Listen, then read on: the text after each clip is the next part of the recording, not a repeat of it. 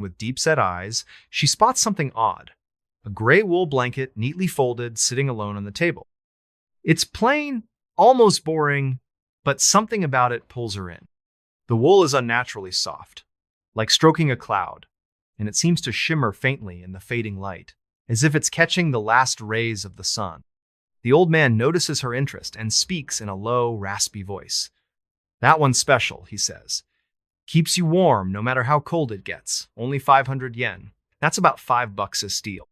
Hana buys it, thinking it'll be perfect for the frosty nights ahead. She tucks it under her arm and heads home, unaware that she's just invited something into her life. The first night? That night, Hana lays the gray blanket over her futon. The house is cold, the wind rattling the paper doors, so she's grateful for the extra warmth. She snuggles under the blanket, and it's incredible. It's heavy but comforting, wrapping her in a cocoon of soft wool that feels like a warm embrace. She falls asleep faster than usual, the distant whispers of the forest fading into silence. But around 2 a.m., she bolts awake, her heart pounding like a drum. The room is freezing, her breath puffing out in clouds. The blanket is still on her, but it feels different. Not warm anymore, but heavy, almost suffocating, like it's pressing her into the futon, pinning her down. Hana sits up, shoving the blanket off. Her skin prickles with unease. She glances around the room. Everything looks normal. The paper doors are closed, the stove is cold, and her lantern casts a soft glow over her books and plants. But the air feels thick, charged with a strange energy, like the moment before a storm. She notices a faint smell, like wet earth or mold, lingering in the room. It's coming from the blanket. She lifts it, checking for dampness or dirt, but it's dry, clean, almost too perfect. Shaking her head, she tells herself it's just her imagination. She's tired, stressed from adjusting to village life. She pulls the blanket back over her and tries to sleep. That's when the dreams start. In her dream, Hana's standing in the forest behind her house. It's pitch black, the trees towering like giants, their branches clawing at the starry sky. She's barefoot, the ground cold and slick with moss. In the distance, she sees a figura, gray, shapeless mass, like a person wrapped in a blanket. It's motionless, but she feels its gaze heavy and unyielding. Her legs won't move, rooted to the ground. The figure drifts closer, silent, and she hears a sound, a low, hissing whisper. Not quite words, but sharp enough to make her skin crawl. She wakes up gasping, her lantern flickering. The blanket is still there, warm and heavy, but now it feels alive, like it's watching her. Things get stranger. The next morning, Hana's shaken but tries to brush it off. Dreams are just dreams, right? She heads to school, teaching her classes, but she's off her game. She forgets students' names, drops her chalk, spaces out during lessons. Her kids notice, asking if she's okay. She forces a smile, but her mind keeps drifting to the blanket, to that gray figure in her dream. By evening, she's exhausted and heads home, dreading the thought of sleeping under that blanket again. But it's so cold, and the futon feels empty without it. She hesitates, then pulls it over her, promising herself it's just one more night. The dream returns, worse this time. She's back in the forest, the air thick with fog. The gray figure is closer now, its edges blurry, like it's made of smoke.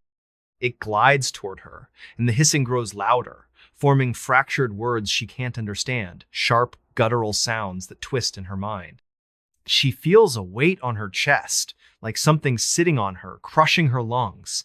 She wakes up, heart racing, and the blanket is tangled around her, tighter than it should be, almost knotted. She throws it off, her hands trembling, and notices faint gray marks on her arms, like smudges of ash. They wash off in the sink, but the sight makes her stomach churn. Over the next few days, the weirdness escalates. The blanket starts moving. Not dramatically, but subtly. Hana finds it in strange places, draped over her reading chair, folded neatly at the foot of her futon, even though she's sure she stuffed it in the closet. The moldy, earthy smell grows stronger, clinging to the blanket like a shadow. Her house feels different, too colder, darker, like the lantern's light can't reach the corners anymore. At night, she hears whispers, not just in her dreams, but in the waking world. Soft, hissing sounds, like someone standing just behind her, just out of sight. She spins around, but no one's there. The paper doors rattle, even when there's no wind. Hana's life starts to fall apart. She's barely sleeping, her eyes ringed with dark circles. At school, she's snapping at students, forgetting lessons, losing her patience. Her friend, Eiko, another teacher, pulls her aside one day. "Hana, you look like a ghost," she says. "What's going on?"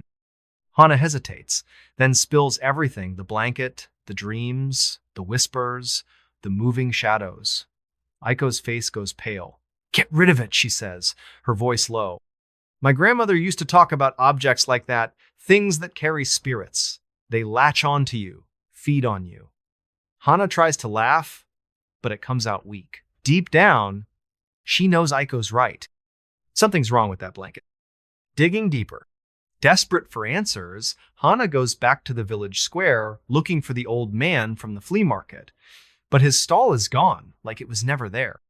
She asks around, and a shopkeeper tells her the man only shows up once a month, always with strange things, to sell items that seem to vanish as quickly as they appear. No one knows his name or where he lives. Some villagers whisper he's not from Aomori at all, that he's tied to the forest somehow. Hana's heart sinks. She's stuck with this thing, and it's not letting go. She visits Mrs. Kimura, her landlord, hoping for some clue. When Hana mentions the gray blanket, Mrs. Kimura's eyes widen, and she grips the edge of her table. "You didn't bring that into my house, did you?" she whispers, her voice trembling. She tells Hana a story from the village's past, one she heard as a child. Decades ago, a woman named Yuki lived in Hana's house. Yuki was a recluse, shunned by the village for practicing strange rituals in the forest offerings to spirits, chants under the moon. One winter, she was found dead, frozen in her house, wrapped in a gray blanket. Villagers said her spirit never left, that it clung to the blanket, seeking someone new to haunt. The blanket disappeared after her death, but every few years it finds someone, a traveler, a villager, someone who doesn't know better. Those who take it don't stay long. Hana's blood runs cold.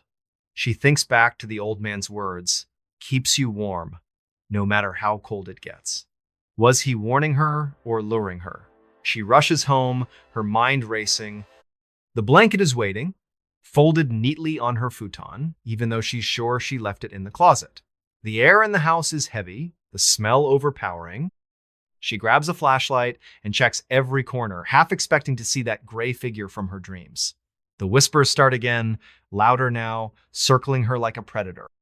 She swears she sees a shadow move across the paper doors, but when she looks, it's gone.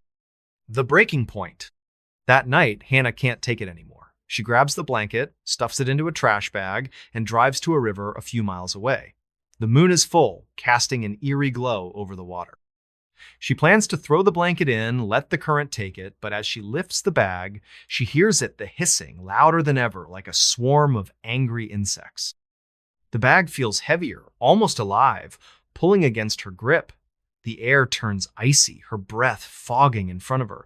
She drops the bag, and it hits the ground with a thud, the blanket spilling out. For a moment, she sees Ida, gray, shapeless figure, rising from the wool like smoke, its edges blurring into the night. The hissing forms a word, "Stay." Hana screams and runs, not looking back. She drives to Aiko's house, sobbing, and spends the night there. The next morning, she returns to the river with Aiko, but the bag and blanket are gone.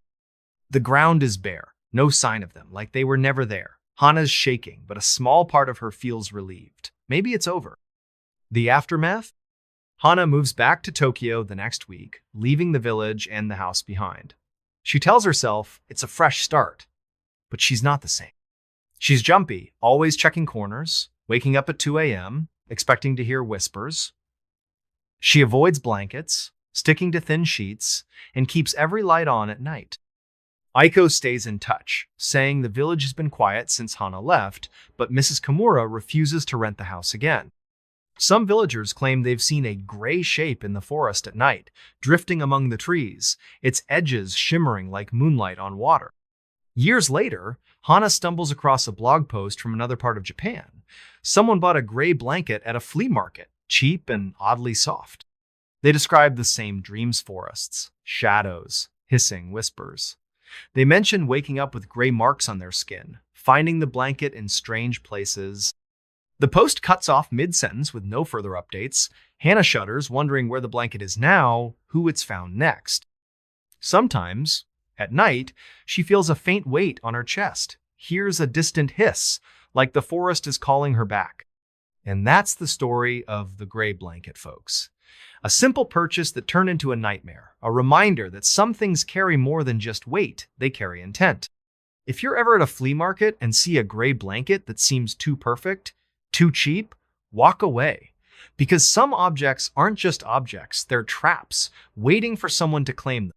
So, what do you think? Ever had a dream that felt too real or brought home something that didn't feel right? Drop it in the comments.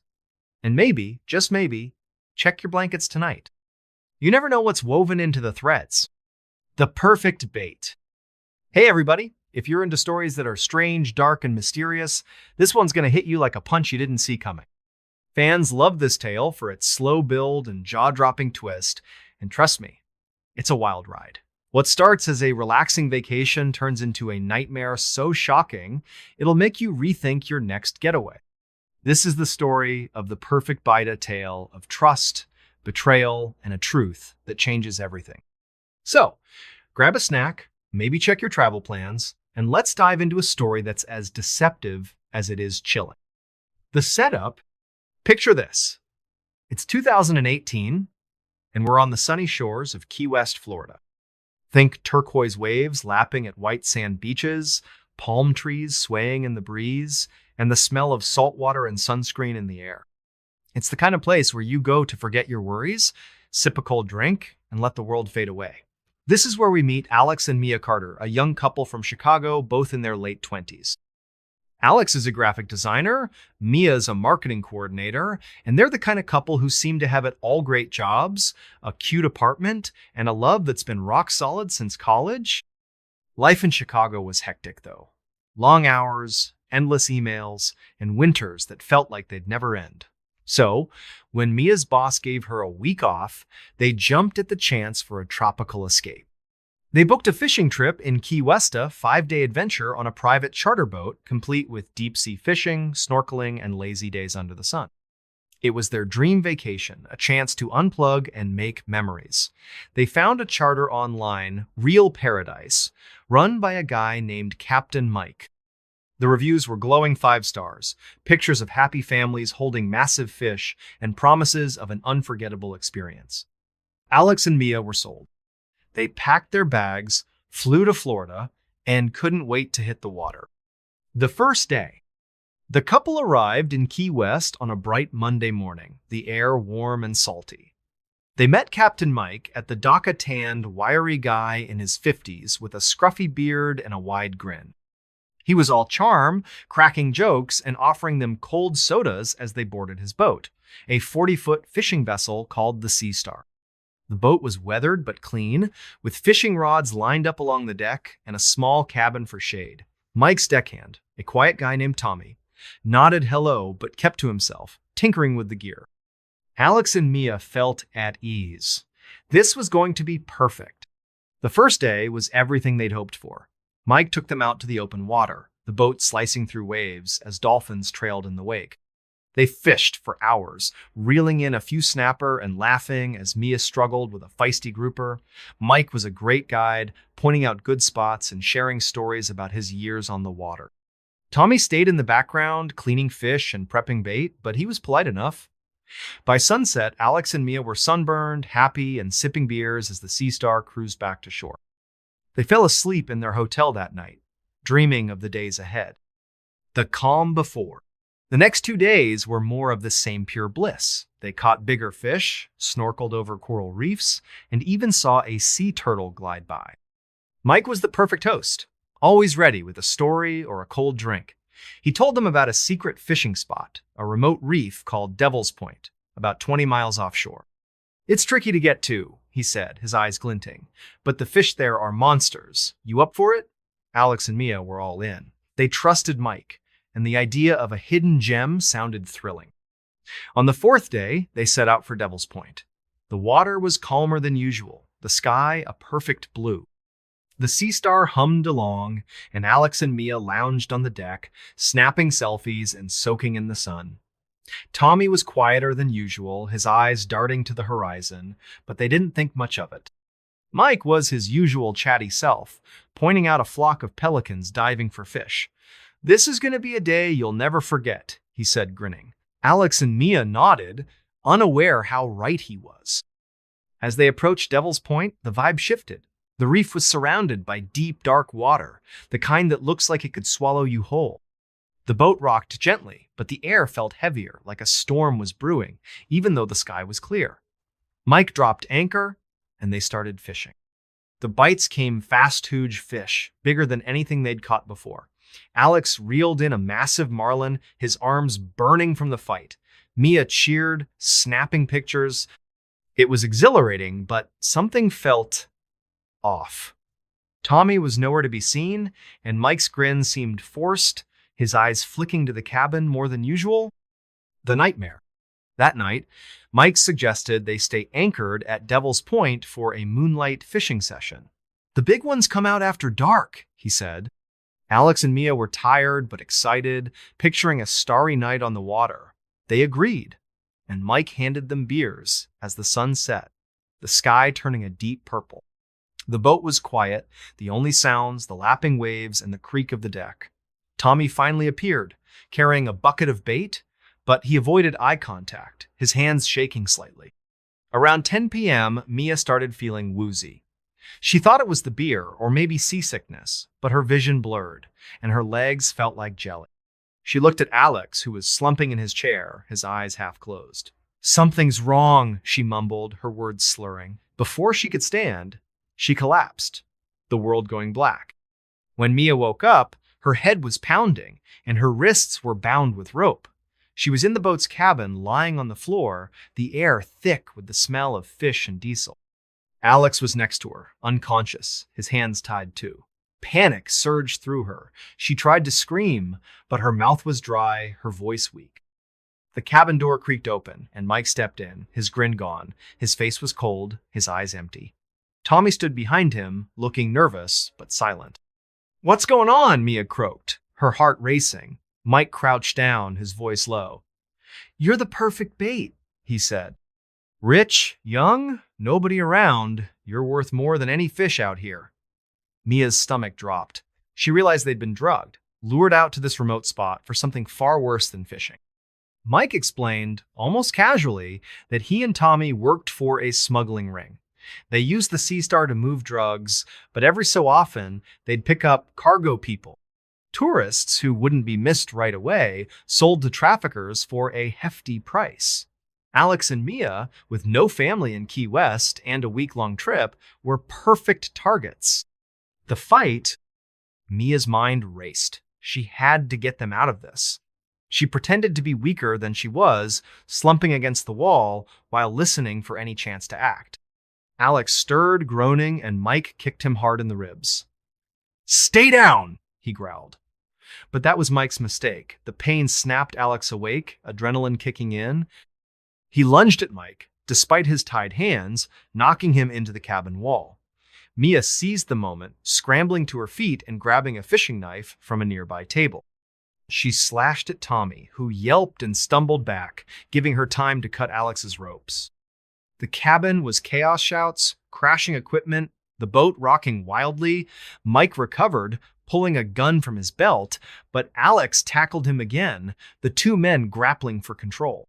Mia slashed her own ropes and lunged at Tommy, who was trying to radio for help.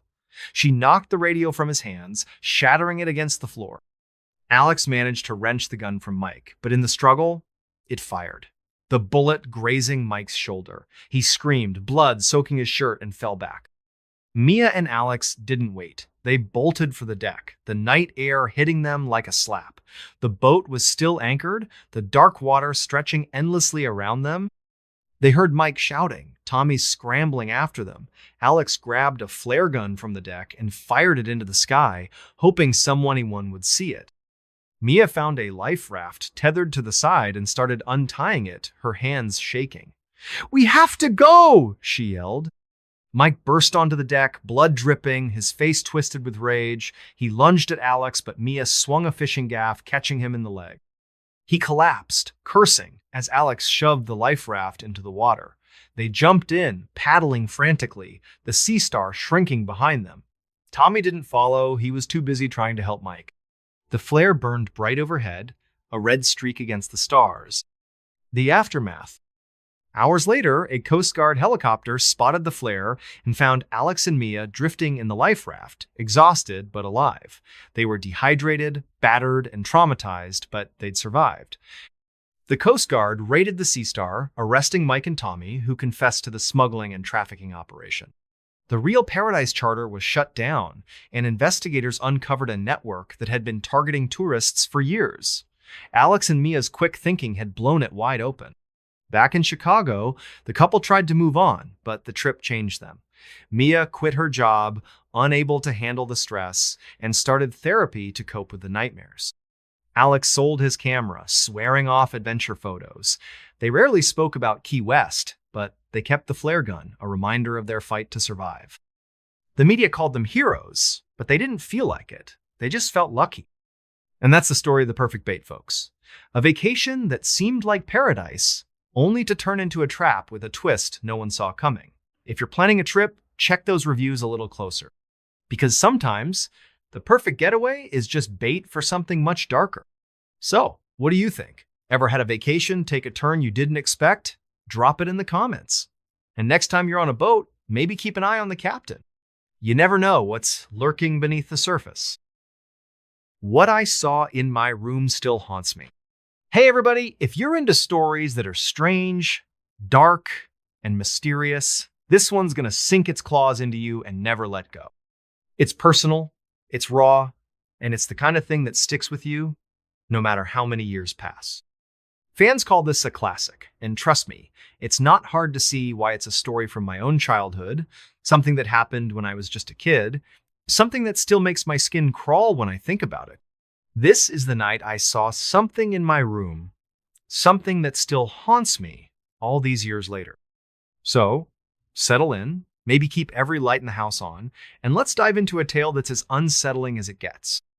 The setup, picture this. It's 1995, and I'm 10 years old, living in a small town in Massachusetts. Think quiet streets, colonial houses, and fields that stretch out toward the horizon. My family lived on the edge of town in an old, creaky house that seemed to groan with every gust of wind. It was a classic New England home, 2 stories, weathered clapboard siding, wooden floors that creaked under your feet, and a big, overgrown backyard that bled into a dense forest. The trees out there were tall and gnarled, their branches twisting like fingers reaching for the sky.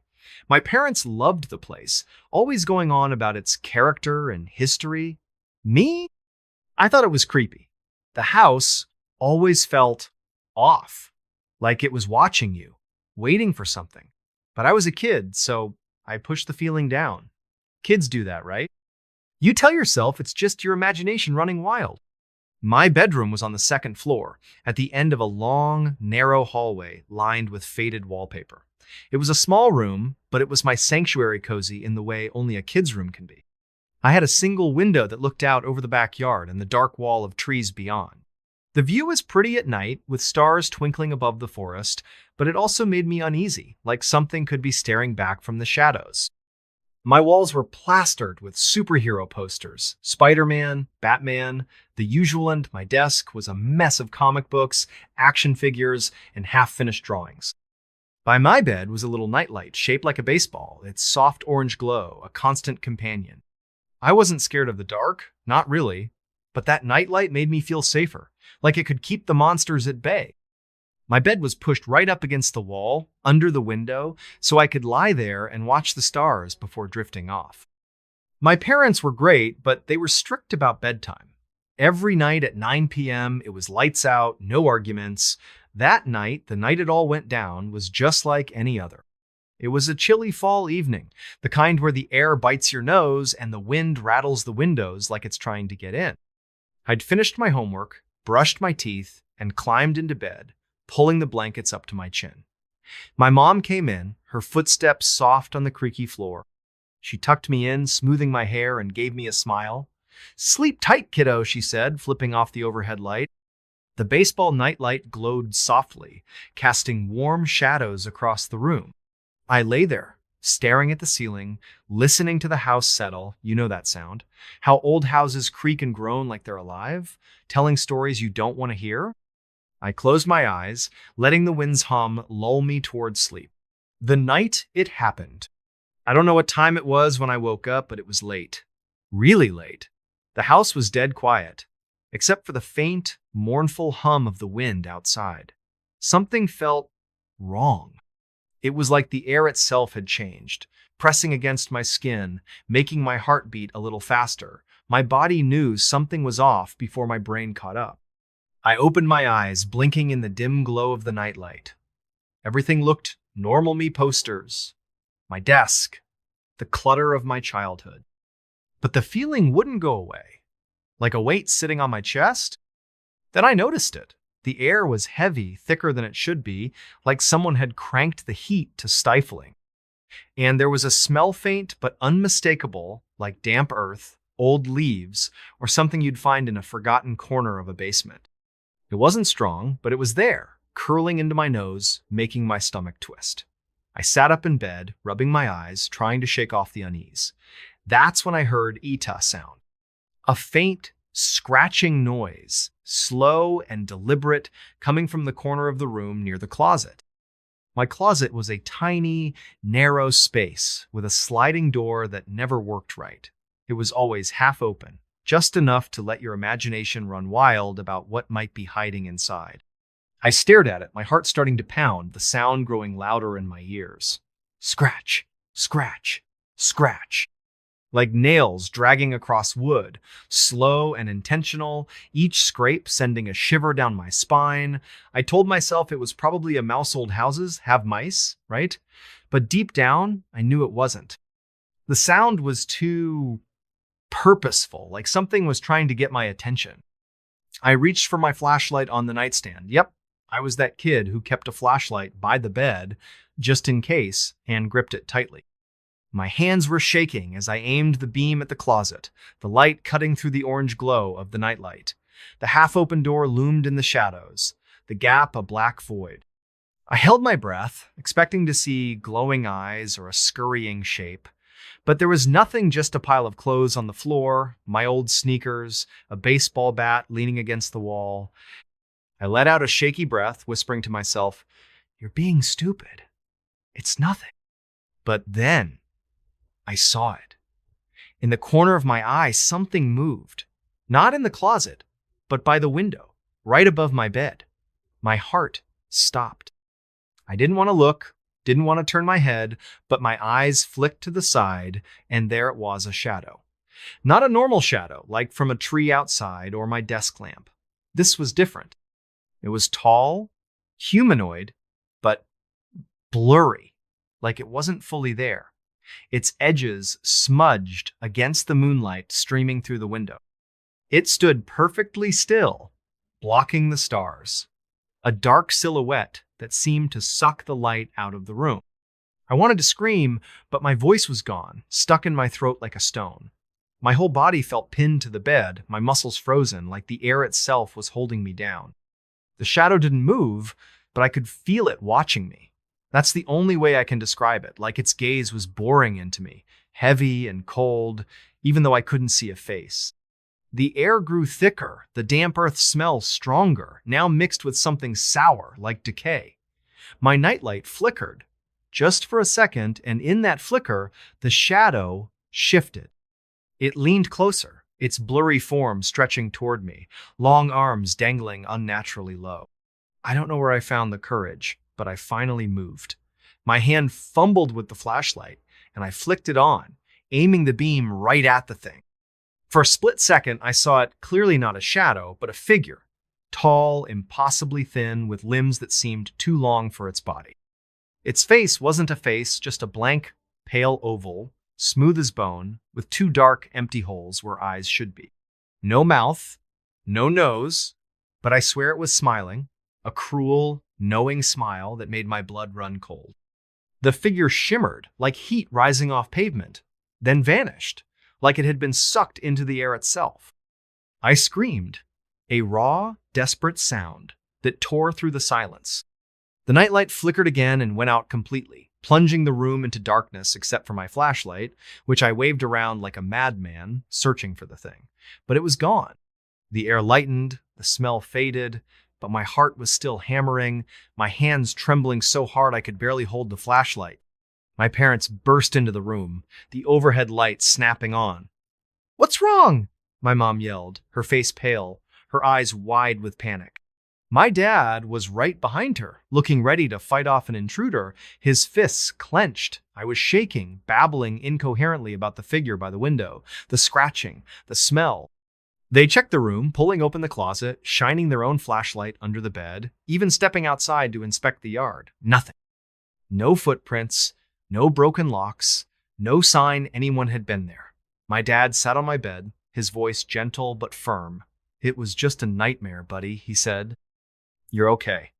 But I knew it wasn't a dream. I'd been awake. I'd seen it. The days after, that night changed me. I refused to sleep in my room for weeks, maybe months. I'd drag my blanket to the living room and camp out on the couch, the TV on low to drown out the silence.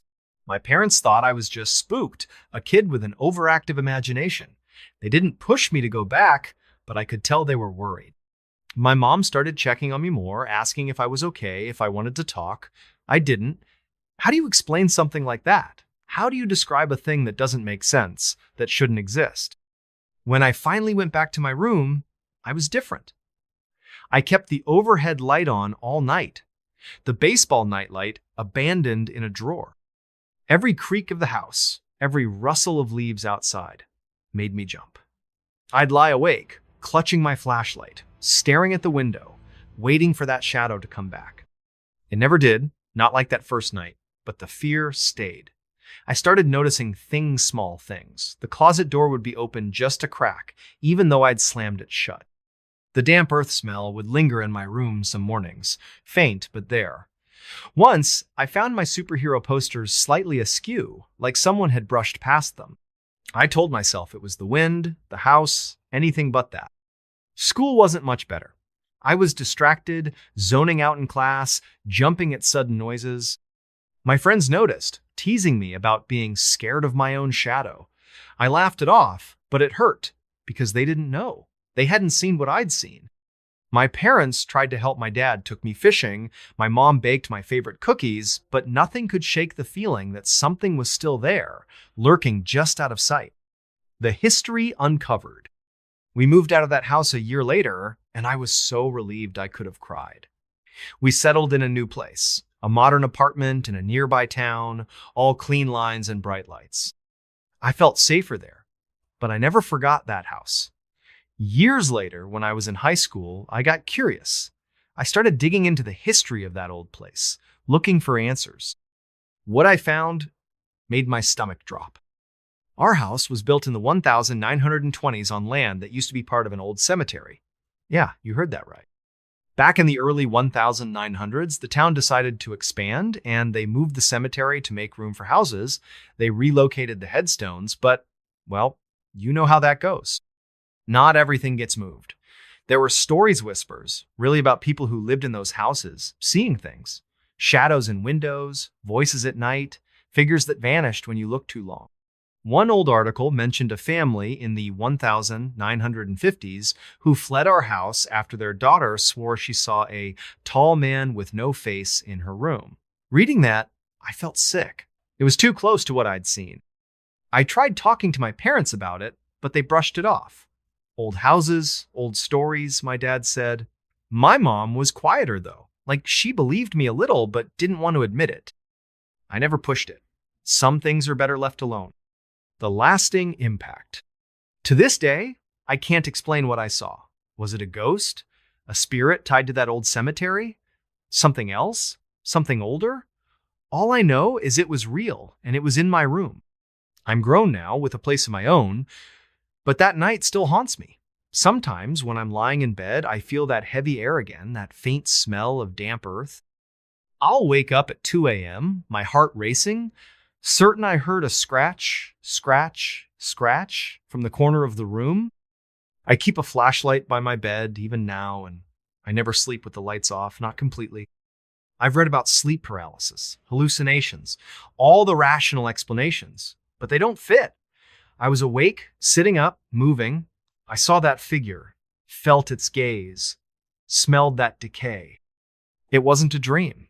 It was there, and some part of it might still be out there, in that house, waiting for the next kid to move in, the next person to turn off the light. And that's my story, folks. The night I saw something in my room that I'll never forget, a moment that changed how I see the world. If you've ever had an experience like that, something you can't explain, something that still makes your heart race, drop it in the comments. I'd love to hear it. And maybe, just maybe, keep a flashlight handy tonight. Because you never know what's standing in the shadows, watching, waiting for the dark. Do you know how to get to Bell's Canyon? Hey everybody, if you love stories that are strange, dark, and mysterious, you're in for a treat. This one's a fan favorite, and for good reason. It's creepy, it's intense, and it'll make you think twice about hiking alone. Today, we're diving into the legend of Bell's Canyon, a tale about a guy named Matt who went into the wilderness of Washington State and ran into something he can't explain. So, grab a cozy blanket, maybe dim the lights, and let's get started. The setup: meet Matt. He's 25, a hotshot banker from New York City.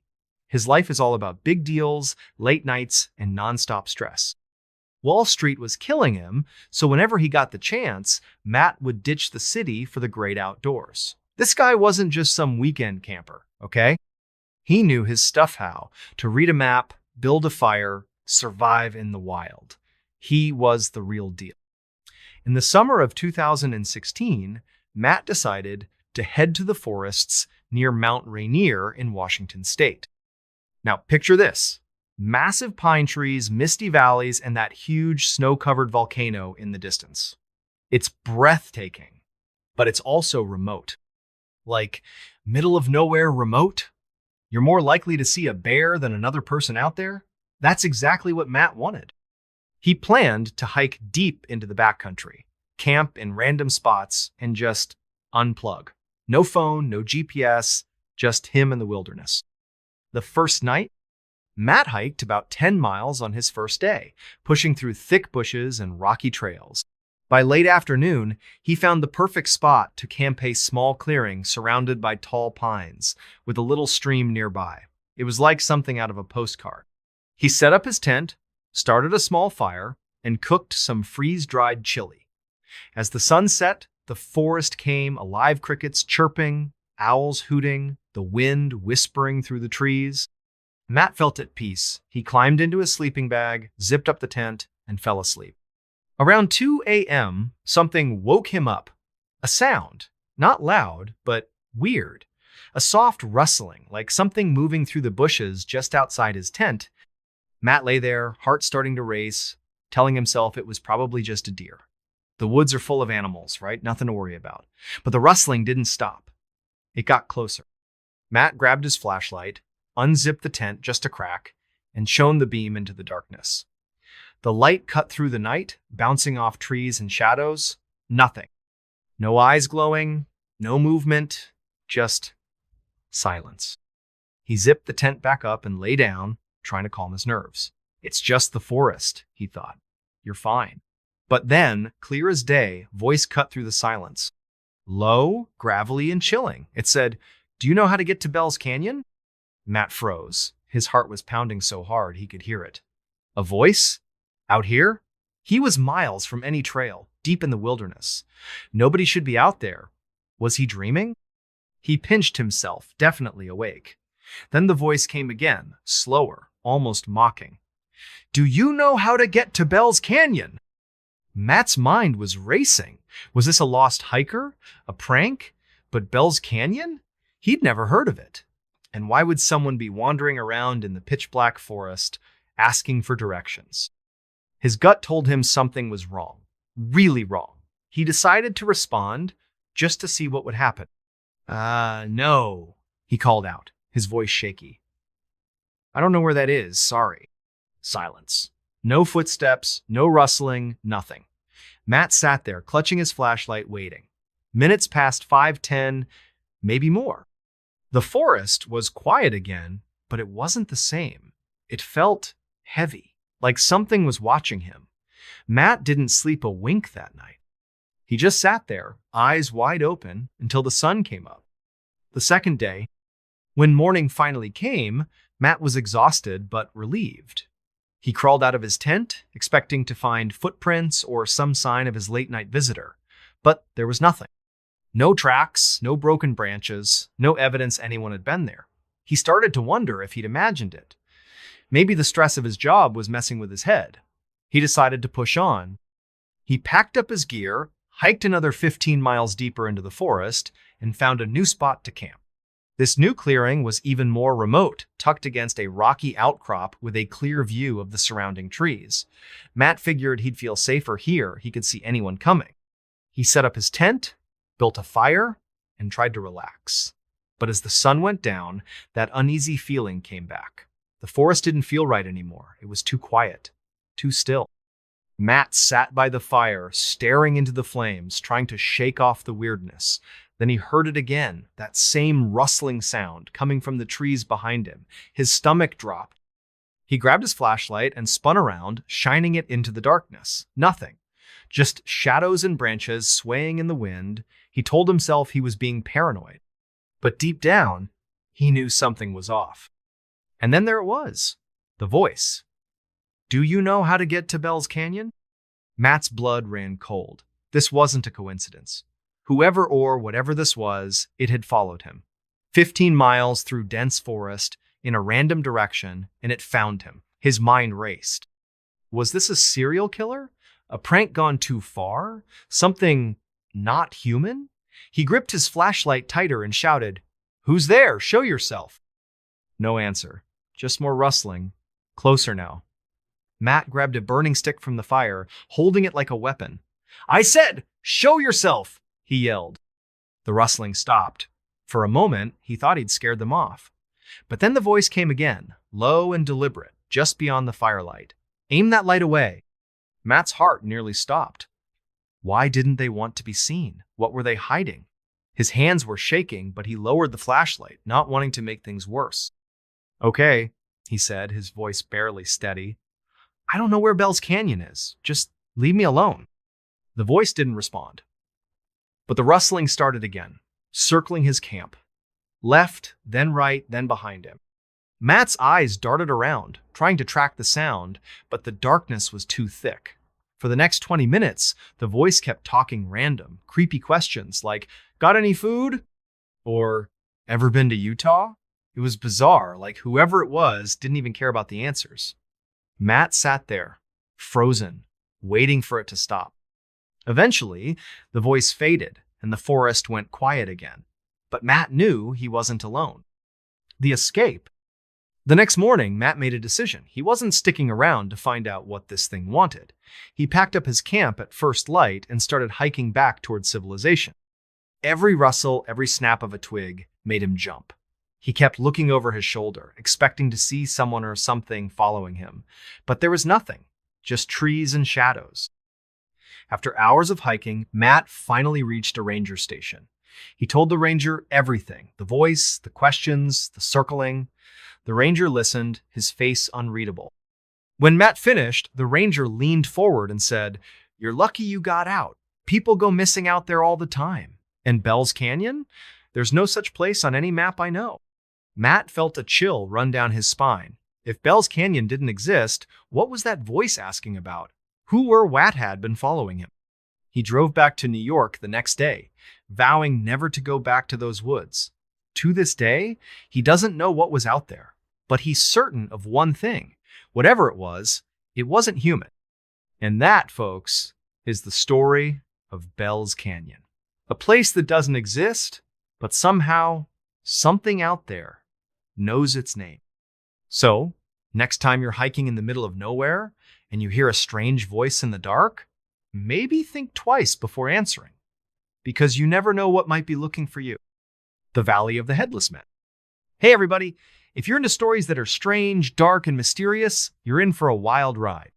This one's a fan favorite, and for good reason. It's based on true events, and it's the kind of tale that makes you question what's lurking in the wild.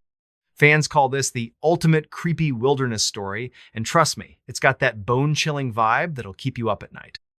We're heading to a remote corner of Canada, a place called Nahanni National Park, better known as the Valley of the Headless Men. So, grab a warm drink, maybe lock your doors, and let's dive into a story that's as cold and unforgiving as the rivers of the North. The setup: picture this. The Northwest Territories of Canada, a place so remote it makes Alaska look like a bustling suburb. Nahanni National Park is a jaw-dropping wilderness towering mountains, deep canyons carved by rivers, and forests so dense you can barely see the sky. It's beautiful, but it's not a friendly kind of beautiful. This place is hard to reach, even now.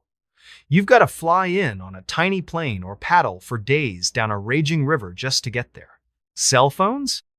Forget it. GPS? Spotty at best. If you get lost in Nahanni, you're on your own. The park has a nickname that sends shivers down your spine: the Valley of the Headless Men. Why? Well, it goes back to the early 1900s. Back then, gold prospectors flocked to the area, chasing rumors of a big strike, but some of them never came back. The most famous case was in 1908, when two brothers, Willie and Frank McLeod, went into the valley looking for gold. They were experienced prospectors, tough guys who knew how to survive in the wild. But months later, their bodies were found by a riverbank without their heads. No one could explain it. No animal tracks, no signs of a fight, just their headless corpses. And they weren't the only ones. Over the decades, more people vanished in Nahanni: hunters, trappers, even tourists. Some were found, also headless. Others, gone without a trace. Locals started whispering about a curse. Some said it was a bear or a mountain lion. Others blamed outlaws hiding in the wilderness. But the creepiest stories came from the indigenous Dane people, who said the valley was home to something ancient, something not human. They called it a spirit, a shadow that hunted in the canyons. Whatever it was, Nahanni had a reputation, and it wasn't a good one. Fast forward to 2005. This is where our story really begins. Meet Sarah, a 32-year-old adventure guide from Vancouver. Sarah was no stranger to the outdoors. She'd led groups through the Rockies, kayaked whitewater rivers, and even summited peaks in Peru. She was tough, smart, and loved a challenge. When a client offered her a big paycheck to guide a small group into Nahanni for a week-long camping trip, she jumped at the chance. Sure, she'd heard the stories about the Valley of the Headless Men, but she wasn't superstitious. To her, it was just a wild, beautiful place that needed exploring. Her group was small: 3 guys, Mark, a thrill-seeking tech bro from Seattle, Tom, a quiet photographer with a love for remote landscapes, and Greg, a grizzled ex-military guy who wanted to test himself against the wilderness. They were all experienced campers, so Sarah felt confident.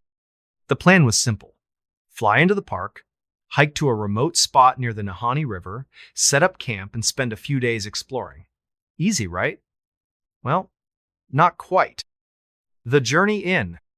The group flew into a tiny airstrip near the park, then started their hike.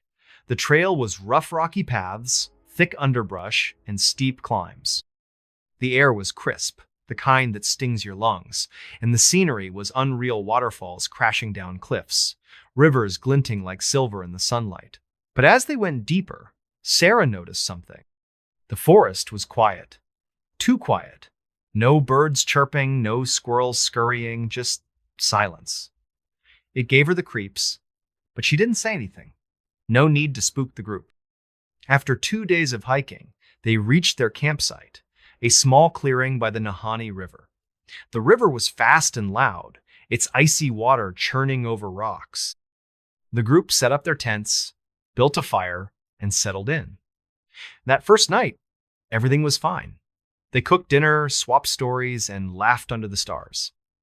Sarah started to relax. Maybe the stories about the valley were just that stories. But then, around midnight, Sarah woke up to a sound. A low, rhythmic thumping like something heavy moving through the forest. She sat up in her tent, heart pounding. The thumping stopped, then started again, closer now. She unzipped her tent and peeked out, shining her flashlight into the darkness. The beam caught nothing but trees and shadows. Mark, who was on watch by the fire, looked over. "You hear that?" he whispered. Sarah nodded, her stomach twisting. "Probably just an animal," she said, trying to sound calm. But deep down, she wasn't so sure. Greg grabbed his hunting knife, and Tom clutched his camera like it was a weapon. They sat by the fire, listening as the thumping faded into the distance. Eventually, the forest went quiet again, and they all went back to their tents. But Sarah couldn't sleep. Something felt wrong. The next day, the group explored the area, hiking along the river and snapping photos of the canyons. Sarah tried to keep things light, but the mood was off. Tom kept glancing over his shoulder, like he expected something to jump out. Greg was quieter than usual, his hand never far from his knife. Even Mark, the cocky tech guy, seemed jumpy. Sarah chalked it up to the isolation. The valley had a way of getting under your skin. That night, they set up camp again, this time closer to a rocky cliff for extra protection. Sarah made sure the fire was big and bright, hoping it would keep whatever was out there at bay. But around 2 a.m., she woke up again. This time, it wasn't a thump. It was a voice, low, guttural, and barely audible over the roar of the river. It said, "Leave now." Sarah's blood ran cold. She grabbed her flashlight and stepped outside, scanning the trees. The voice came again, clearer this time. "Leave now." It wasn't coming from one spot, it was all around them, like the forest itself was speaking. Mark stumbled out of his tent, his face pale. "You heard that, right?" he stammered. Tom and Greg were already up, weapons in hand. Sarah tried to stay calm, but her heart was racing. "It's probably just the wind," she said, but even she didn't believe it. Then Tom gasped and pointed toward the river. In the faint glow of the fire, they saw Ida's shadow. Not a bear, not a person, but something tall and thin, standing just beyond the water's edge. Its outline was blurry, like it was made of smoke, and it seemed to sway like it wasn't fully solid. Sarah shone her flashlight at it, but the beam didn't touch it. The shadow just stood there, watching them. Greg shouted, "Who's there?" But the shadow didn't move. Then, slowly, it raised one arm, pointing at them. The voice came again, louder, almost a growl. "Leave or join them." Sarah's mind flashed to the stories of the headless prospectors. Was this what they'd seen before they died? The escape. The group didn't need any more convincing. They packed up in a frenzy, leaving half their gear behind. Sarah led the way, navigating by flashlight as they stumbled through the dark. The thumping started again, following them, sometimes close, sometimes far. Every now and then, they'd hear that voice, "Leave now," echoing through the trees. Sarah kept the group moving, her legs burning, her breath ragged. She didn't know what was out there, but she wasn't sticking around to find out. After what felt like hours, they reached a ranger outpost near the park's edge. They banged on the door until a sleepy ranger let them in. Sarah spilled the whole story, the thumping, the voice, the shadow. The ranger listened, his face grim. When she finished, he leaned back and said, "You're lucky. People go into that valley and don't come out. And those who do, they're never the same." He told them about the history, the McLeod brothers, the headless bodies, the disappearances.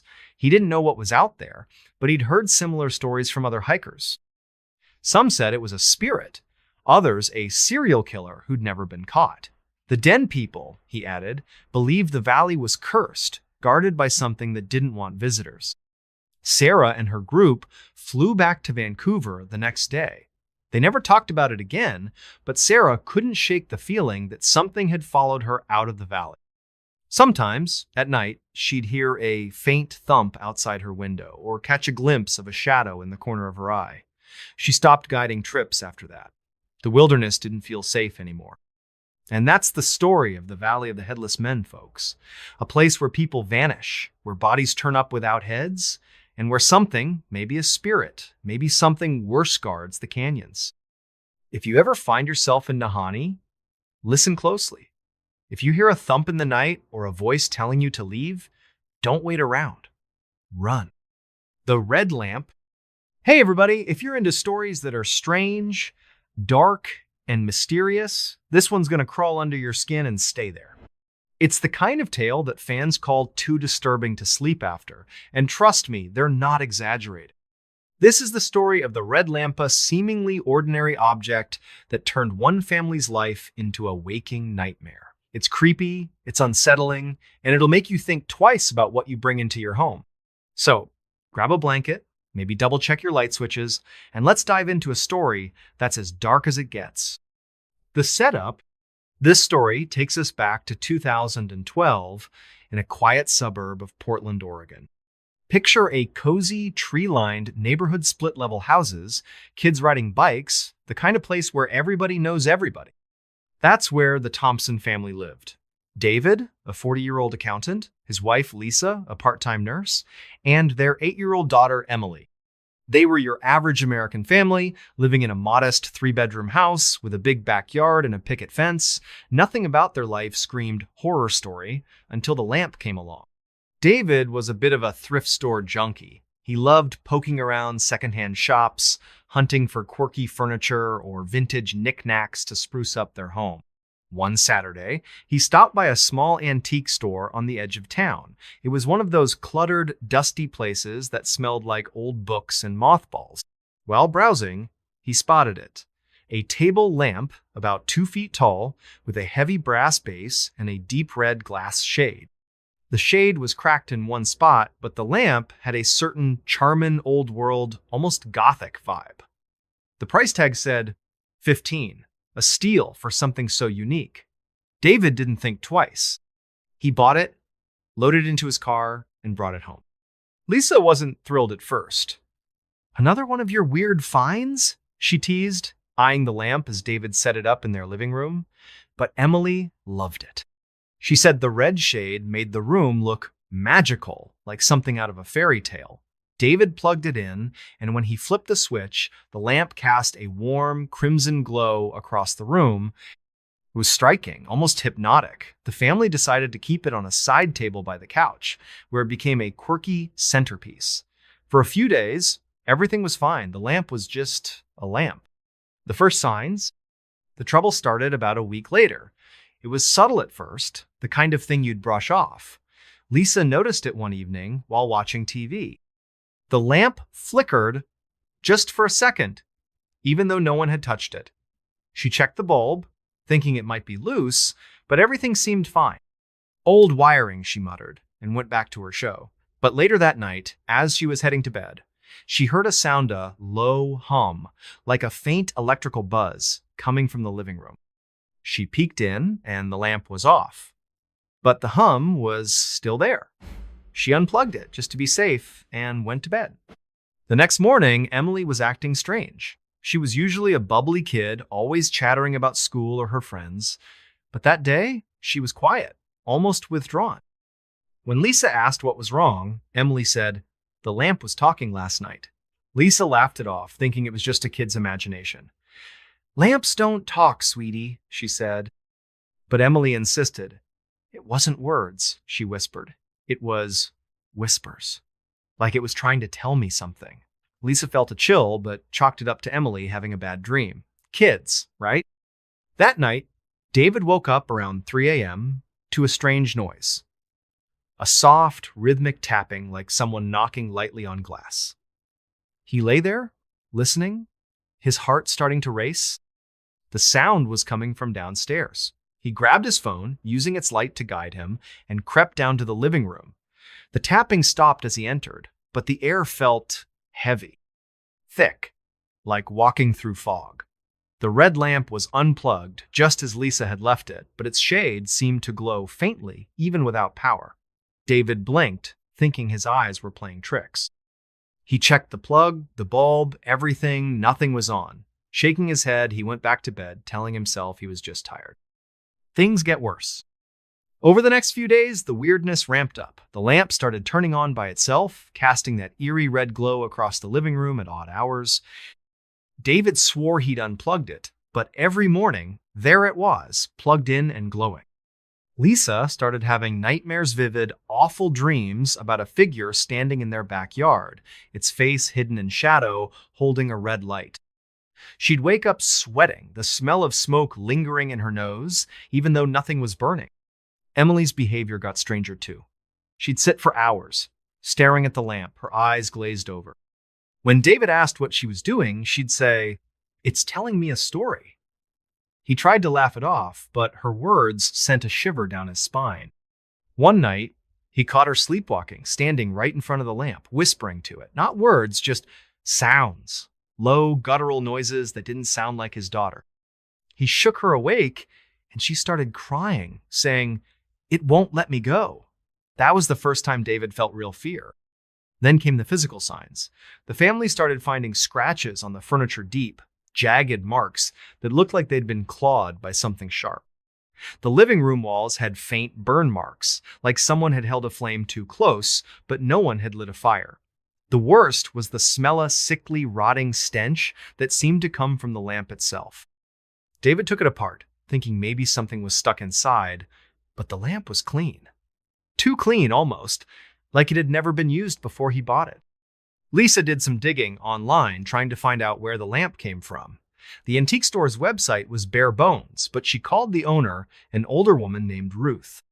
When Lisa described the lamp, Ruth went quiet for a long time. Finally, she said, "You need to get rid of that thing, now." Ruth explained that the lamp had been in her shop for years, passed from one owner to another. Nobody kept it long. People said it brought bad luck, accidents, illnesses, even deaths. One man claimed it spoke to him, telling him to do things, horrible things. Ruth had tried to destroy it once, but the next day, it was back in her shop, unbroken. She'd sold it to David just to be rid of it. The breaking point, by now, the Thompsons were terrified. David wanted to throw the lamp out, but Lisa was scared that would make things worse. They decided to lock it in the garage, wrapped in a blanket, until they could figure out what to do. But that night, the house went crazy. Doors slammed shut on their own. The power flickered on and off. And Emily, she started screaming from her room. David and Lisa ran upstairs to find her standing on her bed, eyes wide, pointing at the ceiling. "It's here!" she screamed. "It's in the walls!" David looked up, and his heart stopped. The ceiling was moving. Not shaking, but rippling like water. And in the center, a faint red glow pulsed, like the lamp was shining through from the garage below. The air was thick with that rotting smell, and the temperature dropped so fast their breath fogged. Lisa grabbed Emily and ran downstairs, while David stood frozen, watching as the glow grew brighter.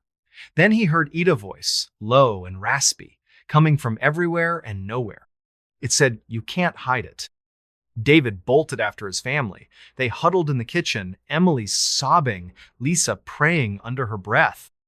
The voice kept talking, muttering words they couldn't understand, mixed with laughter that sounded wrong, not human. David made a snap decision. He ran to the garage, grabbed the lamp, and threw it into the backyard. It hit the ground with a crash, the red shade shattering. The voice stopped. The air felt normal again. For a moment, they thought it was over. But the next morning, the lamp was back. Not in the backyard, but on the living room table, fully intact. No cracks, no damage.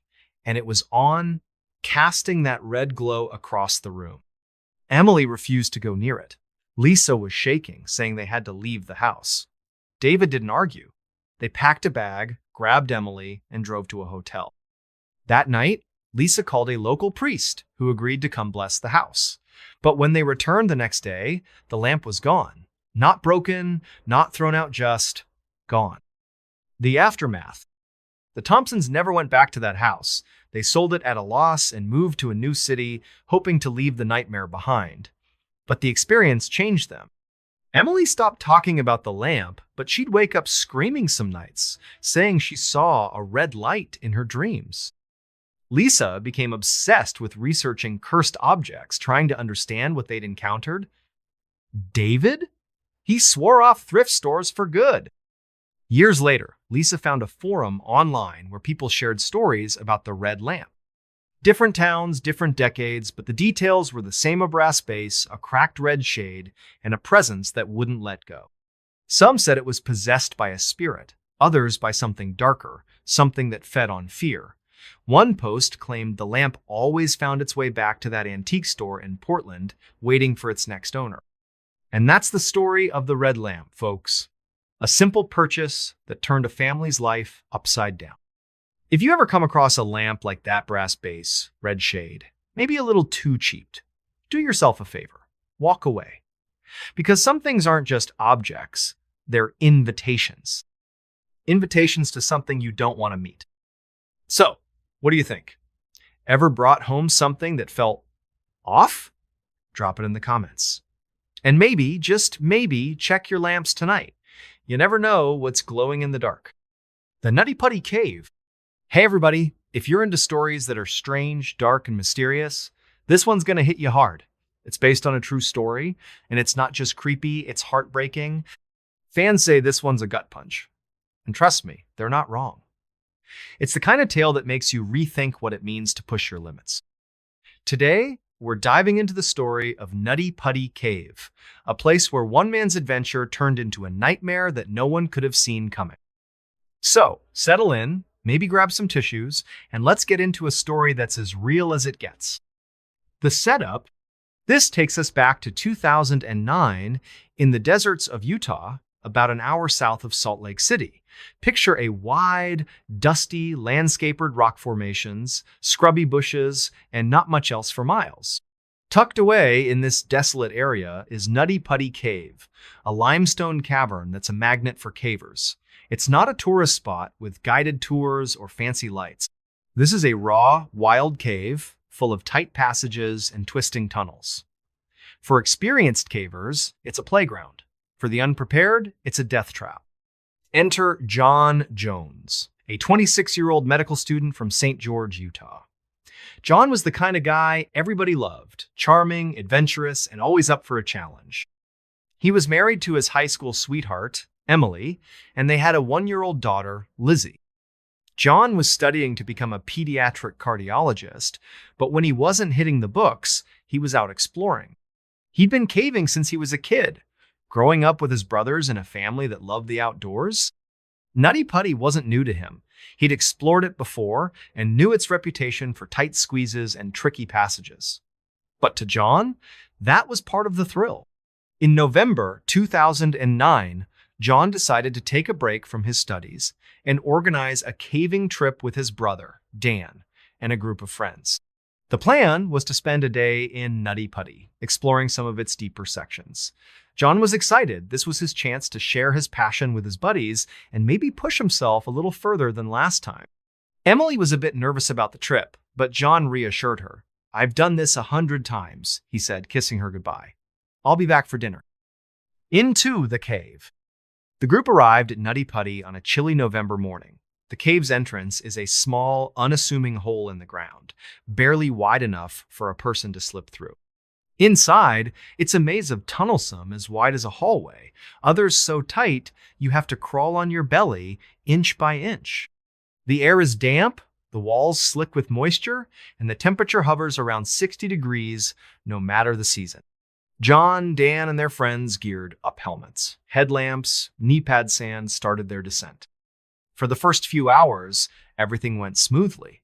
The group navigated familiar sections of the cave, laughing and joking as they went.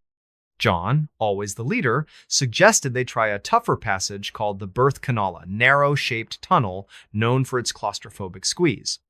It wasn't for beginners, but John was confident. He'd done tight passages before, and he wanted to show his friends what Nutty Putty was really about. John went first, sliding into the birth canal head first. The tunnel was barely wider than his shoulders, the walls pressing against his chest as he inched forward. He exhaled to make himself smaller, a trick cavers use to fit through tight spots. Dan followed close behind, with the others waiting at a wider section. The group's headlamps cast flickering shadows on the walls, and their voices echoed in the cramped space. "You good, John?" Dan called out. "Yeah, I'm good," John shouted back, his voice muffled. He was about 400 feet into the cave, deep underground, when he reached a fork in the tunnel. One path led to a known section, but the other, a narrow, downward-sloping chute, looked uncharted. John, curious and confident, decided to explore it. "I'm going to check this out," he said, his voice full of excitement. He slid into the chute, headfirst, into a passage so tight his arms were pinned to his sides. The trap. At first, John thought he'd found a new route. The chute was narrow, but he'd been in worse. He wiggled forward, his headlamp lighting up the smooth limestone walls. But then the tunnel took a sharp, downward turn, steeper than he expected. Gravity pulled him forward, and before he could stop himself, he was sliding. The passage got tighter, squeezing his chest, his hips, his legs. He tried to push back, but his arms were stuck. He was wedged in, upside down, in a space no wider than a coffin. John's breathing quickened. "Dan!" he shouted. "I'm stuck!" His voice was strained, echoing in the tiny space. Dan, still in the birth canal, froze.